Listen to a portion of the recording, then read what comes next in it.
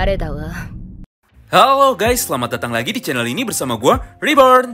Buat yang baru gabung, jangan lupa dibantu like dan di subscribe ya.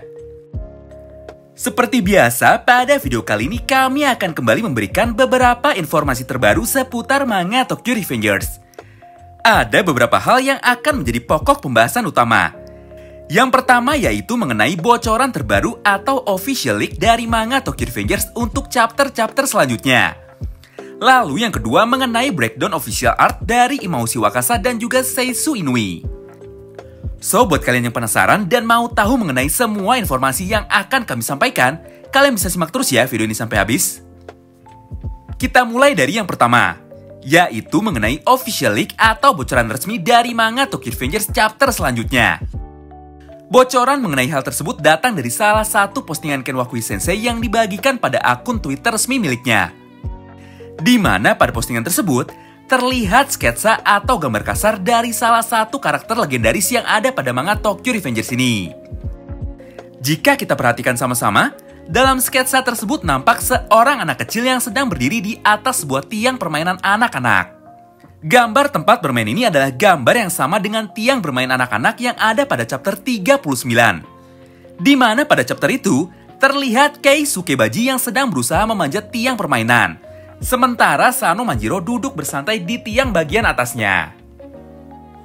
Berdasarkan hal tersebut, maka muncul 3 nama karakter yang mungkin saja menjadi tokoh yang ada pada bocoran gambar sketsa untuk panel manga selanjutnya. Ketiga karakter itu adalah Maiki, Baji, dan juga Shinichiro Sano. Namun rasanya tidak mungkin jika Baji akan kembali muncul lagi dalam manga ini. Begitu pula dengan Maiki. Semasa kecil Maiki memiliki rambut berwarna pirang. Sedangkan jika kita lihat pada gambar sketsa tersebut, anak kecil itu memiliki rambut berwarna hitam. Hal itu bisa kita lihat dari arsiran yang dibuat oleh Ken Wakui pada gambar rambut anak kecil itu. Dari sini akhirnya kita bisa ambil kesimpulan jika anak kecil yang ada pada gambar sketsa panel manga itu adalah karakter legendaris penguasa dunia berandalan, yaitu Shinichiro Sano. Walaupun tidak disampaikan dengan jelas mengenai kapan panel tersebut akan dimunculkan secara langsung dalam manganya, namun jika kita berpatokan dengan bocoran-bocoran sebelumnya, maka sketsa ini akan muncul dalam waktu 3 minggu ke depan, atau tepatnya pada chapter 230 atau 231. Ken Wakui pun akhirnya perlahan-lahan mengungkap kisah masa kecil atau kisah masa lalu dari sang raja di dunia berandalan, yaitu Shinichiro Sano. Sekarang yang menjadi pertanyaan adalah, siapa yang akan menceritakan mengenai masa kecil dari Shinichiro Sano? Atau dari sudut pandang siapa masa lalu Shinichiro ini akan disampaikan? Apakah dari Maiki, dari Akashi Takeyomi, atau dari karakter lainnya? Kini kita masuk ke pembahasan kedua dari video ini, yaitu mengenai breakdown dari official art atau gambar resmi yang dibuat oleh Ken Wakui Sensei untuk merayakan hari ulang tahun dari Seisu Inui.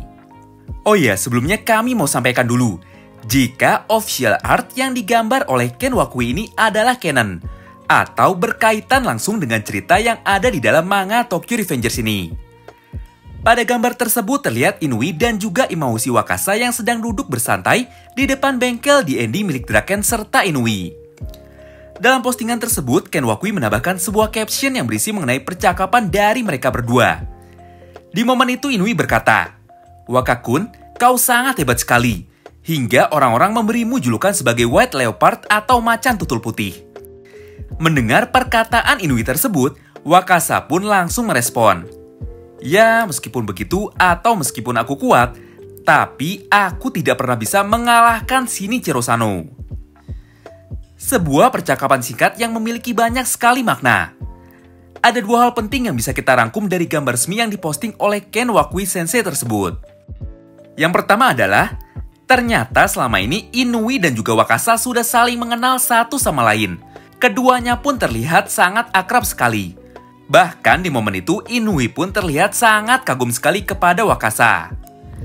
Sebenarnya hal ini adalah sesuatu yang sangat wajar. Karena seperti yang kita ketahui, jika memang sebenarnya Inui sejak masih sangat kecil sudah sering sekali nongkrong atau bergaul dengan Shinichiro Sano serta seluruh anggota geng Black Dragons generasi pertama lainnya.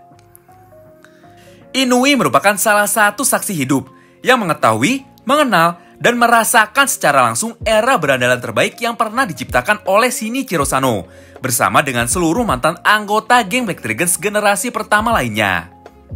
Namun hebatnya, setelah geng Black Dragons tercemar dan setelah Shinichiro Sano terbunuh, ternyata Inui terus memiliki hubungan yang sangat baik dengan para legenda dari geng Black Dragons generasi pertama tersebut. Berdasarkan semua hal itu, kami pun malah menjadi semakin penasaran dan terus bertanya-tanya. Jika memang ternyata Inui mempunyai hubungan baik dan sering nongkrong bersama dengan Wakasa, kenapa pada chapter 215, Inui malah meminta Takemichi untuk berhati-hati dan waspada kepada geng Brahman? Padahal jelas sekali jika geng Brahman dipimpin oleh para mantan anggota legendaris dari geng Black Dragons generasi pertama. Berdasarkan semua fakta tersebut, harusnya Inui mendukung Takemichi dan ikut bergabung bersama Takemichi ke dalam geng Brahman. Tapi kenyataannya justru sebaliknya. Jadi siapakah orang di dalam geng Brahman yang sebenarnya dicurigai dan juga diwaspadai oleh Inui Seisu?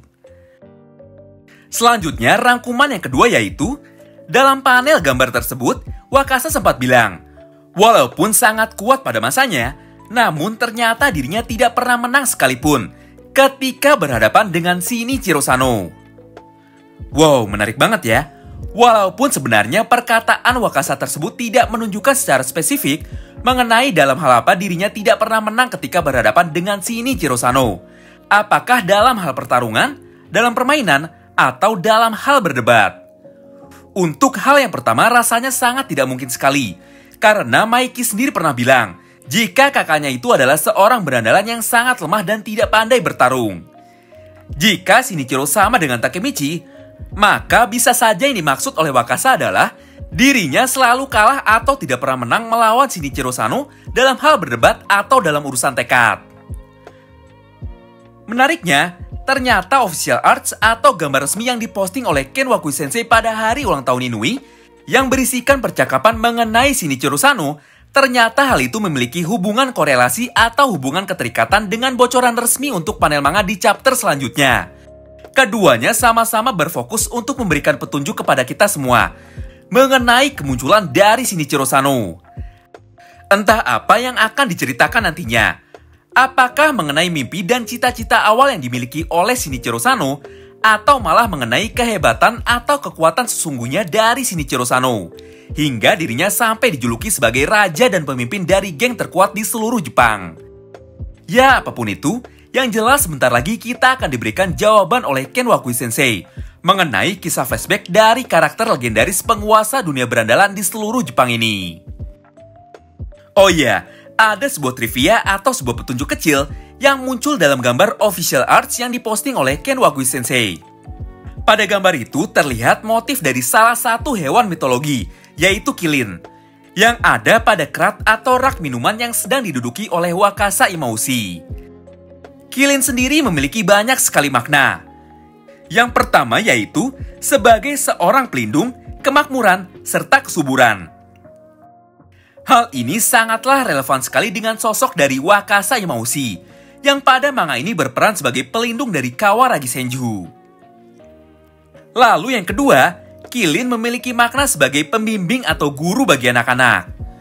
Makna kedua ini juga masih sangat relevan sekali dengan sifat dan karakter dari Wakasa Imaushi, di mana dirinya berperan sebagai seorang guru dan pembimbing bagi Kawaragi Senju serta Inui Seisu.